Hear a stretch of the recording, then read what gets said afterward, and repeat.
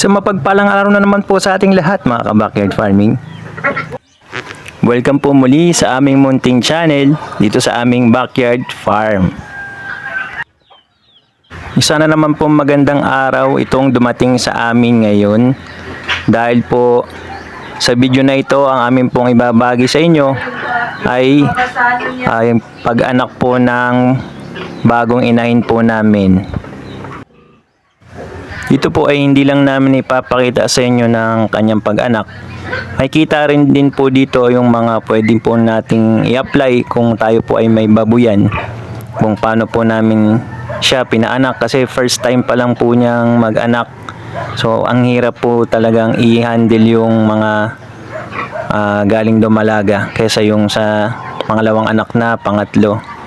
Talagang pinakamahirap po is yung una. So meron po kami mga tips na pwede nyo pong makuha dito. Ayan po makikita nyo, gabi na po yan sa mga oras na yan. Kasi po kanina yung unang pag-video ko sa kanya nung umaga ay hindi po na-save yung mga naunang video, kaya yung pagtingin ko nung i-edit ko na ay puro corrupted po yung mga video na nauna kong na-record. So ito na lang po yung hindi nasira nung oras nung gabi. So basic procedure po tayo. Meron po diyang mga gamit na kailangan nakahanda na. Yung ating pong betadine, quick heal, may alcohol po dyan. At yung mga iba pang gamit na pwede nating magamit, yung gunting, mga damit po na hindi na pinagamit para pampunas po natin sa ating biik na lalabas at sa mga dugo na lalabas sa ating inahing baboy. Sa mga oras na po na yan nakikita nyo sa video ay gabi na po yan. Kasi yung unang binidyoan ko siya ng umaga, siguro around 11 po ng umaga.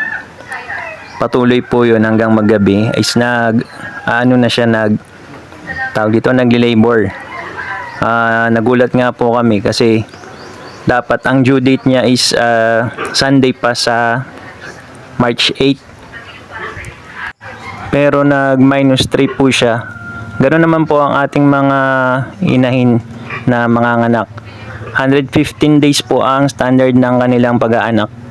Pero pwede po yang mag-3 or mag+3 po. Sa time na po na yan ay nahirap na siyang iiri yung kanyang anak. So to the rescue po ang aking asawa na malapit na daw po kasi ang biik doon sa kanyang bulba. So kailangan na pong tulungan at kukunin na po ang biik. So yan po yung ang unang tips na may babagi namin sa inyo na sa first time po na magpapaanak ng mga inahinin. Kasi pwede pong magkaroon ng komplikasyon kung hindi po natin makuha yung unang biik sa kanyang puwerta. Meron pong mga pwedeng mangyari na hindi niya mailabas, mamamatay po ang mga biik sa loob. At worst to worst po na pwedeng mangyari is mamamatay din yung ating inahin. At ito po, panoorin nyo, masakit po ito kaya hirap yung inahin namin.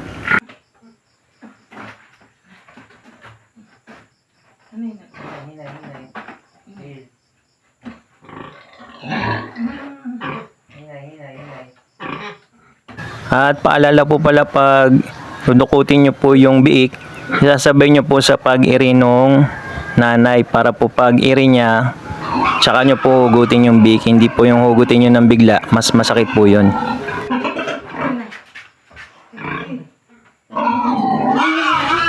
At yan, nakita nyo po, lumabas na po ang unang biik. Pagkatapos po niyan ay medyo naginhawa na po ang kanyang pag-anak. Yan po ay magiging sunod-sunod na ang kanyang pag-anak. Pero dapat po, ang pwede pa po nyong gawin kung hindi sumunod ang pangalawang biik, pwede po nyong injectionan ng oxytocin po ng 2 ml po. Pero sa case po namin, hindi na namin ginamit yung gamot kasi nagtuloy-tuloy po yung kanyang pag-anak. Ulitin ko po, kung kasi ang gamit po nung oxytocin na yon ay para po humilab yung kanyang tiyan at tulong po para sa kanya sa paglabas po ng mga sumusunod pa ng mga biik. Pero po, bago po kayo mag-i-inject, kung kayo gusto nyo pa mag-inject o kailangan injectionan ang inyong inahing baboy na nanganganak, ay dapat maglabas siya ng unang biik bago po injectionan.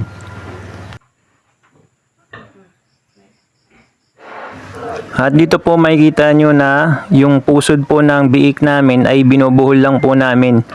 Yung iba po kasi pinuputol ito, kami hinahayaan na lang namin at kinabukasan naman po ay matutuyo na to kinabukasan.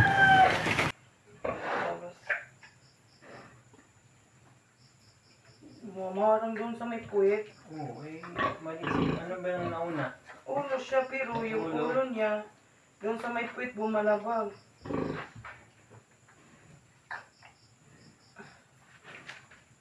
At yan naman po makikita nyo yung susunod na gagawin ng inahin ay pumapwesto na siya para humiga. At dapat i-injection na namin siya pero bigla na pong lumabas ang kanyang pangalawang anak. Buti hindi siya matapang. Matapang yan, tinapon. Baka wala naman. Saan ba ito nakuha? Kila mama. Meron daw to? Oo. Uy, makuryente ka. Kuha ka doon ng isa pa.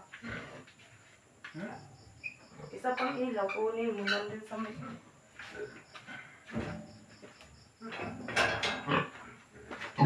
At ayan, nakita nyo po lumabas na yung biik.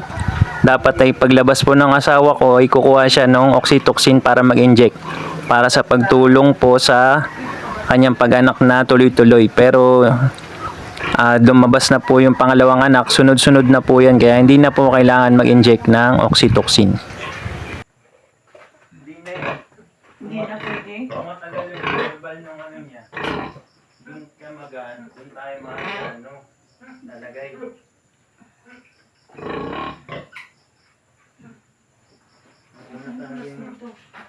Makunat talaga yung pinakamba. Ayun. Wala na yung bumili niya. Patay nito.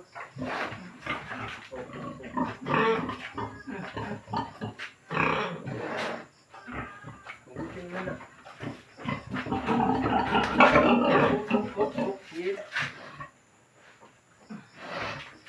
Yaw, hawak. Dito na dito. Ang dulas na nga. Dito kay papasasok yung anak.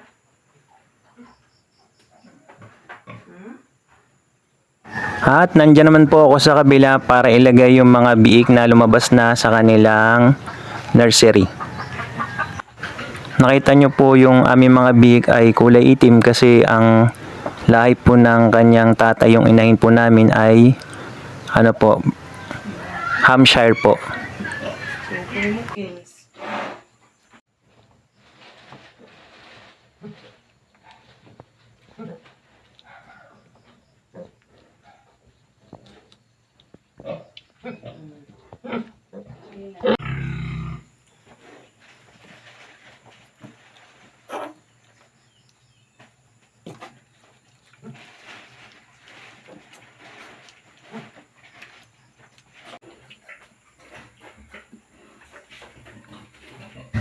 At iyan, nakatapos na pong ilabas ng aming inahin ng kanyang mga biik.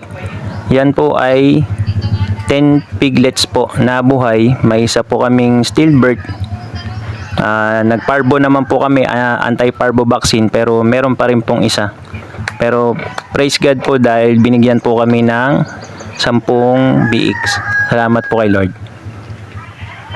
At pag na-complete na nga po pala, kailangan po padedehin sila kasi para makuha nila yung colostrum po. At kinabukasan po, kailangan po ay putulin po ang kanilang mga ipin para hindi po masugat ang dede ng kanilang nanay. Apa?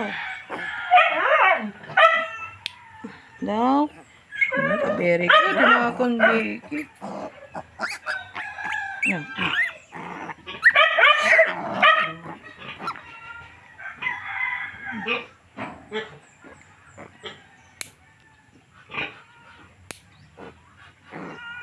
Isa.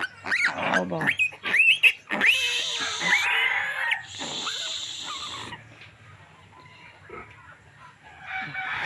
At hanggang dito na lang po ang video na ito. Salamat po. Sana po ay meron po kayong mapulot na kaalaman sa aming munting backyard farm. Tayo po ay pagpalain ng ating Diyos na may kapal. At happy farming po sa ating lahat. May asma. Sabak. May asma. Sapa nga tao. Okay na? Ay, nang marker.